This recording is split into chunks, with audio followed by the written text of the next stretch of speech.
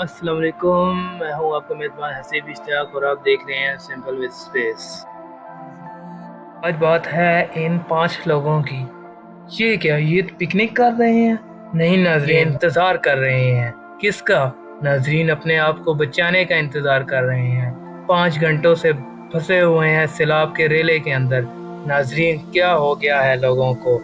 अब लोगों के मरने का भी इंतज़ार करना पड़ेगा हम लोगों को। नाज़रीन 5 घंटों में एक हेलीकॉप्टर नहीं पहुंच सका। जहां ग्राउंड में 5 मिनट में पहुंच जाता है, वहां 5 घंटों में एक हेलीकॉप्टर ना पहुंच सका। ये कैसी बेहिसी है नाज़रीन। माफ करना भाइयों, हम आपको बचा नहीं सके। एमएनए खरीदने के लिए हमारे पास करोड़ों और अरबों रुपए हैं, मगर अफसोस आपको बचाने के लिए नहीं।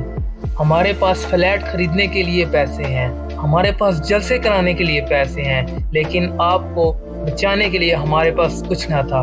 माफ करना भाइयों, हम कब तक सियासत की भीड़ चढ़ते रहेंगे? कब तक हम अपनी बर्बादी का सबब बनते रहेंगे? कब तक हम अपनी नस्लों की बर्बादी का सबब बनते रहेंगे? कब तक हम अपनी नस्लों की कुर्बानी देते रहेंगे? नाजरीन ये वक्त है उन लोगों का साथ देने का जो लोग सैलाब से पूरी तरह मुतासर हुए हैं। आपसे गुजारिश की जाती है जितना हो सके उनकी मदद कीजिए।